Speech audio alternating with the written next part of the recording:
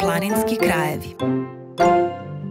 Najveće bogatstvo naših planinskih krajeva su šume i pašnjaci. Oni su pogodni za razvoj stočarstva, a posebno za uzgoj ovaca. Stočarstvo i šumarstvo su česte ljudske delatnosti u planinskim krajevima. Iz šume se dobija drvo za ogrev, za proizvodnju nameštaja i građevinarstvo.